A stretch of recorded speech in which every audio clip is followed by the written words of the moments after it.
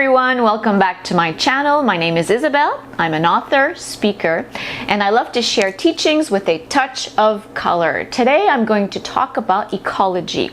It is one of my life purposes, life missions, to talk about how to protect our beautiful planet. I have written several books on the topic, specifically novels that revolve around a character developing a more eco-consciousness towards fashion in particular. Why? Because in a previous life I was not conscious at all. I spent all of my weekends shopping as if it were a sport. I had very little consciousness about the damage I was doing to our beautiful planet. During my awakening, that was one of the first things that I had to stop this habit, because I found out while doing research what it was doing to the environment, and it became a mission, a passion, a very big passion of mine. So I like to walk my talk. I like to follow my own advice. So I have been consuming a lot less, more responsibly and more consciously. So here are 5 things that I've done in my own life to bring more consciousness to my shopping habits. First of all, I stopped buying so much. I used to get a high from shopping. It was one of my outlets because I lived an unhappy life. I was working in a big office. I wasn't being myself. So to compensate, I would buy a whole bunch of stuff. And I learned that shopping is not happiness. It doesn't bring you happiness. It doesn't even bring you joy. It might bring you a high for a few minutes, and then you bring it home. You open the bag and you put it in your closet, and that's it. You're off to the next thing. So I had to change my life. I gave up my career as a lawyer to become a writer, which was way more fulfilling for me, way more creative, and allowed me to enjoy life and to be happier.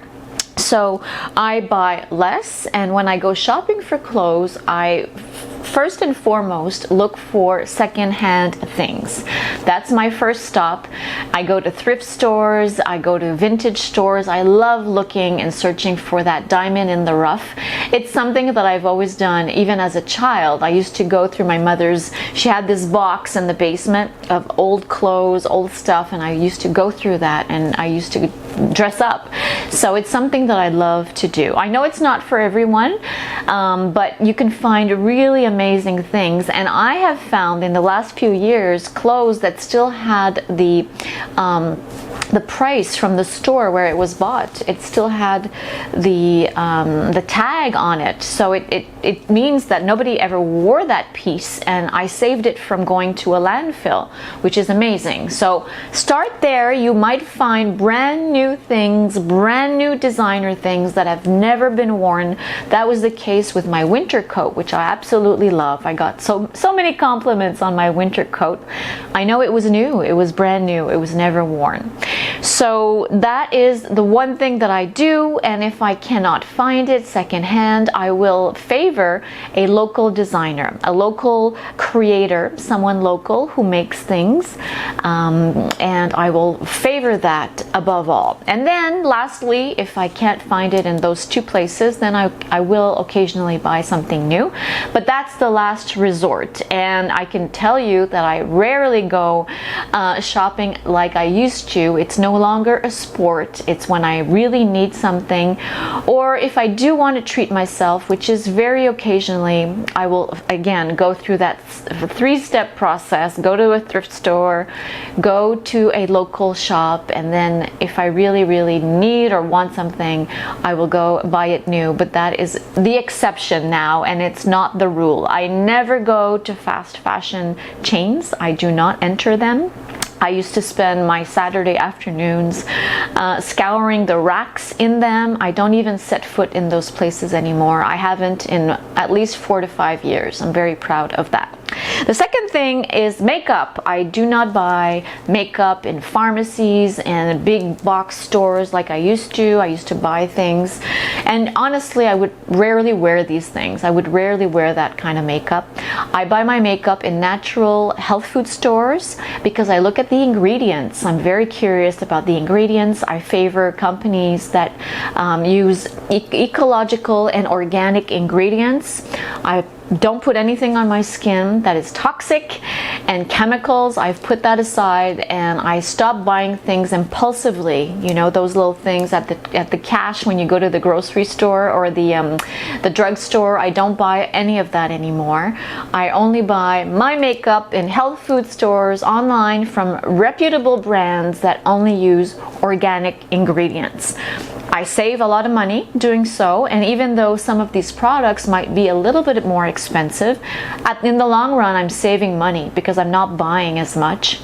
I'm buying quality that lasts, and my skin looks much better. So that's number 2. Number 3 is accessories. Oh my God, I used to be an accessory hound, an accessory addict. I would buy earrings and bracelets and all kinds of stuff made from plastic, and I have stopped doing that. I already have a lot. I have a big collection. I have vintage pieces that belong to my grandmother. I love necklaces. I love earrings, but I don't buy the plastic ones anymore. Again, in fast fashion chains, you can buy so many earrings, so many bracelets that are made of cheap materials. They break, they don't last, and you don't wear them. You end up putting them aside. The same with shoes. I do not buy shoes in fast fashion chains, and I only buy quality shoes. I have found some shoes in secondhand shops. I know some people don't like that. I have found really high quality shoes that I've cleaned myself, and they're fabulous. Boots, beautiful boots that I bought secondhand in some great secondhand markets. So there's nothing wrong with that as long as you clean them. And I make my own jewelry now. I create beautiful bracelets that I enjoy wearing, made with semi-precious stones rather than plastic. So no more junk earrings that are not good for your skin and for your body anyways. And that is that. No more junk purchases or impulsive purchases by the cash. The next thing is food. I try to buy vegetables that are not wrapped in plastic. So I favor organic if I can. If not, I will buy something, and my first choice will always be something that is not wrapped in plastic. That's my first choice. If it's not available, then okay, I will buy something that's wrapped, shrink wrapped, but that is the exception for me. I try to buy fresh produce that's organic and local as well. And then the last thing is I do not buy drinks that come in a can. I just don't buy cans. I refuse to buy any can. I buy teas that are in bulk teas, or I just bring my reusable mug and my reusable bottle. I do not buy bottles, water bottles, or cans if I can. Avoid it, and I do avoid it actually. I don't buy it at all. And I also don't take out drinks. I used to be the queen of takeout coffee. I spent so much money and so much time buying takeout coffee and teas, and I don't do that anymore. I bring my mug. So if I do go to a cafe and I want to buy tea, I have my mug with me, so I will not come out of there with a mug that I'm going to throw out a few minutes later. I think that's just a waste of time, waste of resources, and waste of energy.